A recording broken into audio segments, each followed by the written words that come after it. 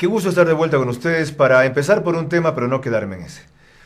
El de los comités de la Revolución Ciudadana, al cual me referí ya la semana anterior, porque se han convertido en los comités de la distracción ciudadana. Si cada vez el gobierno lanza huesos para que los críticos o opositores nos pongamos a roer hasta que se les acabe la carne y lanzar un huevo siguiente. O un hueso siguiente, mejor dicho. Mucho cuidado. Pocas cosas para concluir con lo de los comités. Yo quise que esta vez fueran cubanos en el Ecuador quienes les contaran a ustedes cómo son, en qué funcionan, para que crean lo que esa gente ha vivido y no solamente lo que uno dice desde acá, para que entiendan por qué se le chispoteó a Correa cuando los llamó por su verdadero nombre, delirante de admiración frente a Raúl Castro, lo cual, según su hermana Pierina, en una declaración reciente a Jorge Ortiz, es un desafortunado término, porque no son sino otra cosa. Quise que esa gente les dijera, por ejemplo, cómo hasta cuando ustedes llegan con una maleta nueva o distinta, te preguntan, oye chico, ¿y esa maleta de dónde salió? O van hasta acciones más graves, como repudiar a una poeta famosa, por supuesto, no partidaria de ese tipo de regímenes, y al salir el barrio entero, ejercer lo que se llama una acción de repudio en la calle, denostarla, vituperarla, acusarla, y después conseguir que termine la cárcel por conspiración. Así funcionan los comités de defensa de la revolución. En Guayaquil están, como dije, desde hace rato.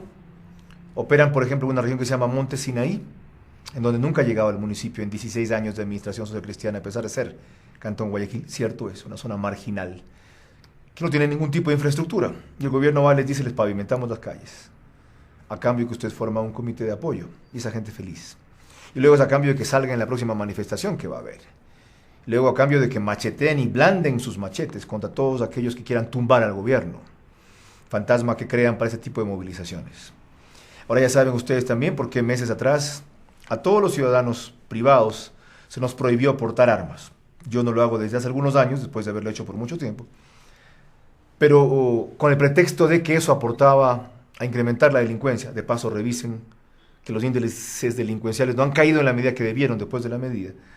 Desarmar a ciudadanos que eventualmente pudieran movilizarse, como si aquí lo necesitáramos. Quito derrocó varios presidentes sin disparar un tiro al aire por parte de los ciudadanos. Pero ya verán ustedes que si desgraciadamente esas confrontaciones se llegan a dar y a producir, en manos de los partidarios del gobierno sí aparecerán armas y no necesariamente cortopunzantes. Hacia eso, hábilmente, encubiertamente, apeló esa disposición. Y una digresión aquí. Alguna vez dije en un programa con Jorge Lanata y Jorge Ortiz, en el 2002, que no me sentía tranquilo si no acariciaba la cacha de mi Glock junto a mi freno de mano, así, textualmente, por el índice de inseguridad en Guayaquil. Después comprendí, cuando me asesoraron expertos de la policía, que la mejor arma de que uno lo maten más rápido, cuando pretende enfrentar, sin ser un experto en el manejo de armas, a gente que sí lo es esa, es cargar un arma. Porque el solo conato de disparar hace que el otro dispare primero y lo haga mejor y acierte. Desistí. Pienso que mi mejor defensa está allá arriba, está atrás de esa cámara con muchos de ustedes, en una conciencia limpia y en un mandato de otra índole para cuando nos toque, como a todos. Pero volviendo al tema central, el andar persistiendo en señalar algo que está claro, aunque no evidenciado, ¿para qué son los CDRs? En primera instancia, porque así los quieren instaurar y camuflar, para recibir obra de gobierno, es decir, apoyo y movilización, votos a cambio de obra, como si ese no fuera un derecho de todos, inclusive de los descontentos y los opositores. A propósito de eso, se pasa una serie de cosas por las tranqueras. Por ejemplo, en un periodo determinado, esta nueva asamblea tiene que ser un número X de leyes, que si las hace al ritmo que hizo las anteriores, serán como han sido las anteriores, impuestas por el Ejecutivo y su bancada, para maniatarnos más a futuro y cualquier acto de discrepancia convertirlo en disidencia. La Contraloría saca tardísimo, un informe sobre el segundo puente entre La Puntilla y Durán, adjudicado a la compañía china Huangxi, no recuerdo bien el nombre, y dice que es nulo. Siendo nulo, el gobierno resuelve a través del Ministerio de Obras Públicas ampliar en 6 meses el contrato, a pesar de que estaban atrasados. ¿Cómo se puede ampliar una obra nula? Pero aún así no es ningún hallazgo grande ni concesión enorme la que hace la Contraloría. Ahora sí salen con ese informe contra un contrato que suscribió el gobierno de Correa, cuando lo tenían que haber hecho antes de las elecciones. Pero yo denuncié que ese contrato desde el principio fue nulo porque se basó en un documento falso. El informe de impacto ambiental no correspondía al tramo donde está haciendo el puente, sino al tramo de un puente anterior, el Carlos Pérez Perazo. Y aunque sea en la misma zona, no es ni el mismo río, ni es ni el mismo sector. Se nos pasa, por ejemplo, que ante la impotencia de cobrarle impuestos a los grandes evasores, ahora nos quieren cobrar más a los mismos que siempre pagamos. Y frente a eso, no funciona la oposición. No hay oposición, no aparece oposición, no se aglutina la oposición, no se crea la oposición que debería forjarse en este país, que no es Gutiérrez, Noboa, Nebot, Páez, Ordóñez, Hurtado, el expresidente Noboa, Sixto Durán Ballén, para solo decir nombres, sentados en una mesa. Eso es lo que ya quisiera Correa, ese es su sueño ideal, decir que ahí estamos, que ese es el pasado, la partidocracia, la conspiración, y con ese cuco, otra vez consolidarse frente a las evidentes debilidades. La oposición lo primero que tiene que tener es una alternativa, y no la presenta. Es decir, si no es así como hay que hacer las cosas, ¿cómo debe hacérselas mejor que Correa?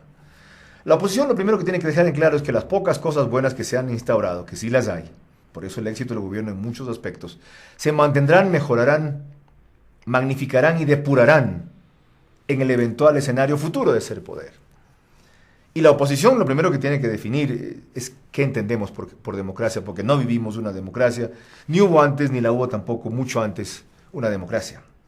Y sobre esa base renovarse, replantearse, ser creativa, imaginativa, empezar con gente joven. Por ejemplo, aunque yo me siento muy joven, Ana María Correa, para citar solo un nombre, en Quito, y Juan Carlos Holguín, otro nombre, la primera tiene 31 años creo, y el segundo 25.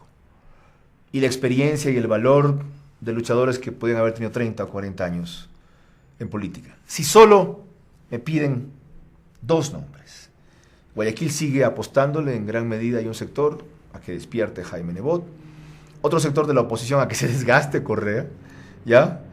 A eso mismo estaban apostándole, lo repito, en Venezuela, y van 10 años con Chávez, y en Cuba, y van 50 años con la dictadura. ¿Ok?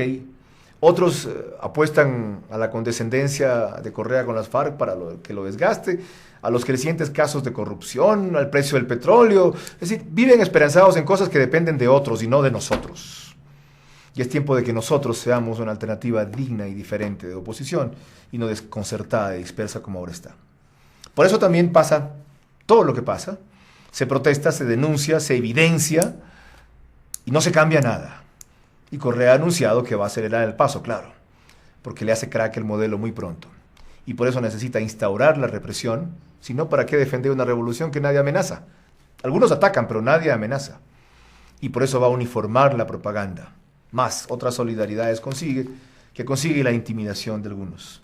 Esto es vital entender como parte del contexto cuando se analiza la introducción, desde hace rato ya, de los comités de defensa de la revolución, que no son sino la guardia de choque de los funcionarios gubernamentales para defender lo que reciben como favor, cuando siempre y ahora más que nunca, si este gobierno es socialista, debió ser un derecho.